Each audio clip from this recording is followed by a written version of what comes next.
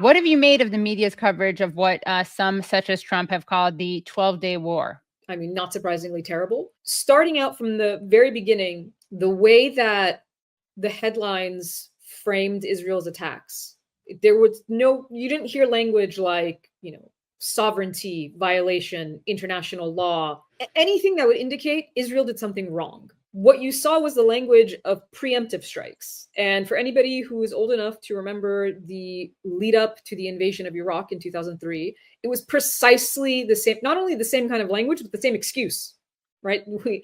Iraq in 2003, the US carried out preemptive attacks because of weapons of mass destruction, which we all now know was a total fabrication and lie.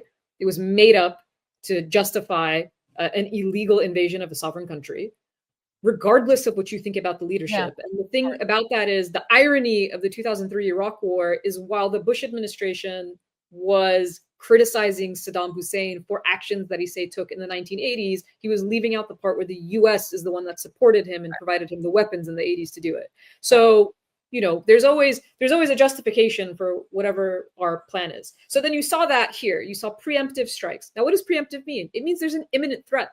There was no question. The media didn't challenge this notion at all. Like, where was there any evidence that there was an imminent threat from Iran or that Iran was going to carry out an attack on Israel? Every attack that we saw, for instance, last year that Iran carried out on Israel was a retaliation for an Israeli attack. It's Israel that bombed a Iranian consulate in Damascus. Iran responded. It's Israel that carried out an assassination of Hania in Tehran. Iran, in fact, in that situation, Iran waited 2 months. They didn't respond because the Biden admin at the time was saying, well, we're working on a ceasefire, so nobody should undermine the ceasefire. 2 months later, when Israel invaded Lebanon, that's when Iran retaliated, saying, well, clearly there is no ceasefire and they've actually started a new war. So that's precisely what we saw here. So first you get preemptive, this language of preemptive, without question. Then when Iran responds, the word retaliation is not used. They're not retaliatory strikes. Iran attacks a barrage of missiles, Iranian missiles attack Israel, as if Israel is just sitting there quietly and Iran decided to randomly attack Israel. And it's not in retaliation for attacks that from the very beginning, from the first day that Israel carried them out, killed Iranian civilians and targeted civilian infrastructure, like apartment buildings. Entire apartment buildings came crashing down in Tehran. No reflection on, no headlines about Iranian civilians that were killed. Right. So again, the total dehumanization of every people in the region, whether they're Persians, Turks, Muslims, Arabs, it doesn't matter. It's just everyone is dehumanized as long as it serves Israel's expansionist, genocidal agenda. Well, I wanted to ask you, because your book, The State of Resistance, Politics, Culture, and Identity in Modern Iran, has a whole chapter on the Pahlavi dynasty and its brand of Iranian nationalism. So I'm going to ask you to respond to a video of Reza Pahlavi. But first, can you just set up who this person is, what the dynasty was, and what a lot of people talk about Iranian monarchists, what this means? So Iran was like most historic countries or empires, Iran was a monarchy until 1979. In 1979, and with multiple dynasties, and we're talking about 2,500 years of, if you go all the way back to the Persian Empire, with various empires of different peoples, but the style of governance was usually a monarchy. And so the last monarchic dynasty in Iran was the Pahlavi dynasty that was established basically in the 1920s and then fell in 1979 after the Iranian Revolution, which very briefly, I'll just say the Iranian Revolution was brought together people across the political spectrum in Iranian society. But what came after the revolution was one group, the sort of Islamist branch led by Ayatollah Khomeini, that in sort of post-revolutionary vying for power, appropriated power for themselves, eventually creating the Islamic Republic. But that wasn't the initial goal of the revolution, so to speak. You had these disparate groups that didn't have a lot of political commonality. Their only common goal was to overthrow the monarchy, which they did.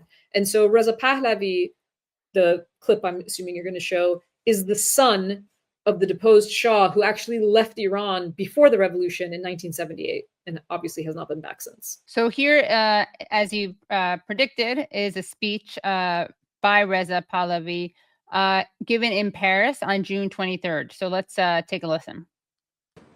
Today, it is clearer than ever. The Islamic Republic is collapsing.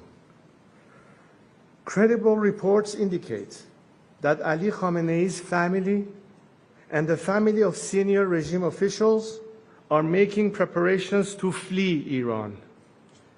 The regime is on its last legs in towns and cities across the country. The military is fractured. The people are united. The foundation of this 46-year tyranny are shaking. This is our Berlin Wall moment. But like all moments of great change, it comes fraught with danger. We stand at a crossroads. One road leads to bloodshed and chaos, the other to a peaceful and democratic transition. The difference in these two roads depends on one factor, and one factor alone: whether the current regime in Iran is allowed to survive. If the West throws the regime a lifeline, there will be more bloodshed and chaos, because this regime will not submit or surrender after it has been humiliated. It will lash out. As long as it is in power, no country and no people are safe, whether on the streets of Washington, Paris, Jerusalem, Riyadh, or Tehran. There is only one way to achieve peace: a secular, democratic Iran. I am here today to submit myself to my compatriots, to lead them down this road of peace and democratic transition. Wow, what a generous guy. So what are your thoughts on what Reza's saying here? Okay, so there's a lot to unpack. And let's start with the fact that he has been saying that the Islamic Republic is on the verge of collapse since the 1980s. Just to clarify, since the 1980s, he has been saying the Islamic Republic is on the verge of collapse. Now, I'm not saying that the Islamic Republic will never collapse. I'm sure most states and most governments will eventually in one way or another. But if you've been predicting it for 40 years, I don't know that you're reading the room correctly always. So there's that. There's the fact that he always says that. The idea that officials are, fleeing, that every time you see large protests in Iran, that statement has been made. And it has not happened. It doesn't mean it won't happen ever, but it has not happened. And the reason I point this out is the credibility of someone who speaks in such a matter-of-fact fashion, but has repeatedly made similar statements, and none of those things came to pass. So it questions his credibility. The other things that would question his credibility. It is a point of irony that you talk about a secular democratic country, but appoint yourself with no popular mandate. Who in Iran, because there's a distinction between the Iranian diaspora, people who are outside of the country, and the people inside of the country. It assumes that in a country of 90 million people, no one is well suited for a transition besides someone whose only qualification is that he is the son of a deposed former king. That's his only qualification, right? I would love someone to give me another qualification. I would love someone to tell me what his job has been for the last 46 years, because nobody knows. Nobody knows what his occupation is, which begs the question, how has he paid for his life? Because what will be argued is that the royal family took much of the country's wealth, and that's how they've been able to live outside of the country for all of these decades without actually having to have a job. I mean, if you want to run a country, what is the What is your resume to do that? What experience do you have? Have you run for local office where you are in the United States?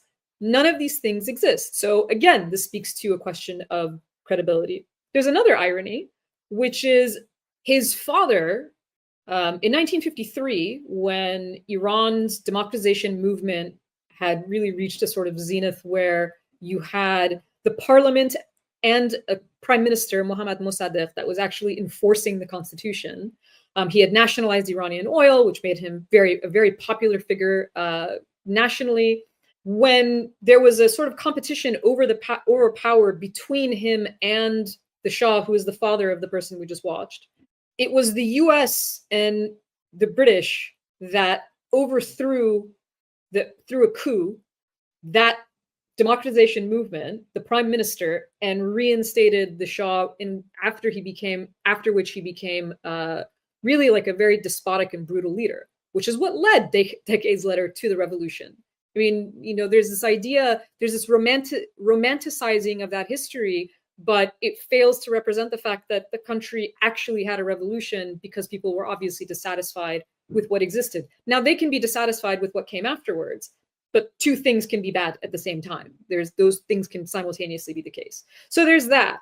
But the last thing that I would say about this video and what he represents that I think is highly, highly, highly problematic. In many ways, I think even within some of the diaspora and some people within Iran, he may have lost a little bit of credibility, is that he supported Iran being bombed.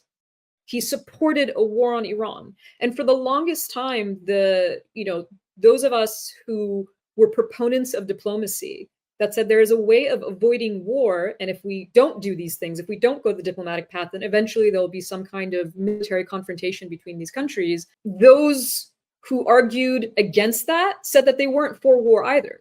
And yet here he is, clearly favoring a foreign intervention into the country to overthrow the government and install himself, which is just, like I said, sort of bizarre to the notion of a democratic process. Or why someone who has not been connected to the country for so many years, I mean, you left when you were 17, you're now like a 65-year-old man. How are you connected to what that society now looks like? And it sort of undermines the idea that there are, I mean, think about the political activists, the political movements we've seen in Iran, the protest movements we've seen, human rights activists, lawyers, all of these activists across Iranian society who have been arrested, who have suffered under the repression of the Islamic Republic. None of those people are legitimate figures who actually have bled for that nation and know it better because they exist in that system. So it's a very odd kind of situation. Sorry, last point. You cannot feign concern for human rights in Iran or anywhere in this world when you have no problem with a genocide. Which you don't, because if you are supporting a genocidal state bombing your country, that is support for that genocide as well. And to be completely silent on the worst atrocities we have seen in this century is the most damning evidence that undermines the credibility of such a figure. Well, it's interesting that you brought that up because I actually want to show a clip next and have you react to it. It's another Reza clip. And here he is on the BBC. Take a listen to what he has to say about the Israeli attacks on Iran. Are you actually saying then that Israel bombing your country, civilians in Iran being killed, is a positive thing? I'm not saying that the targeting was meant to hurt the Iranian people. The targeting was meant to basically neutralize the regime threat. Clearly, I don't think that it was an intention of the Israeli government to attack Iranian civilians. I mean, clearly, when do they attack civilians? That's so not their lane, right? I mean, remember that when they first attacked a hospital and the talking point was Israel would never attack a hospital? Then they moved the goalposts, obviously, because it's 36 hospitals later. So see, that's precisely actually the kinds of clips or the kinds of messaging that I'm talking about when I say to make that statement after Israel has killed, I mean, minimally 56,000 people in Gaza. And everybody knows, I mean, there's Lancet articles and research and all sorts of very smart people who know that is not the real death toll. That's just what that's how many names the Gaza Health Ministry can come up with so far. You have thousands of people who are buried, thousands of people who are missing, the secondary effects of all of the destruction and damage that has been done, the system, the healthcare system collapsing. I mean, not only that, but then Israel killed thousands of civilians in Lebanon. Israel killed within just a few days hundreds of civilians in Iran. So to make that statement isn't just to whitewash Israel's crimes in Iran, which are real, but much, much worse, it's to whitewash Israel's genocide, because you're basically laundering the idea that this isn't a state that would ever harm civilians. Of course it is. We're seeing them, not only are we seeing them harm civilians, we're seeing the Israeli military boast. We're seeing members of the military boast about the idea that they do it. The video that you showed earlier, I mean, singing songs about there's no one innocent. You have from the very top, the prime minister of the country, all the way down into the, you know, the media and other representatives of Israeli society openly using genocidal language while a genocide is being committed. And then to have a figure come in, and a figure that has sort of used his platform to rightfully criticize the grievances Iranians have towards the Islamic Republic, but then justify Israel's actions in the process. You can criticize both. I've never understood why people have a difficulty doing this. You can criticize both.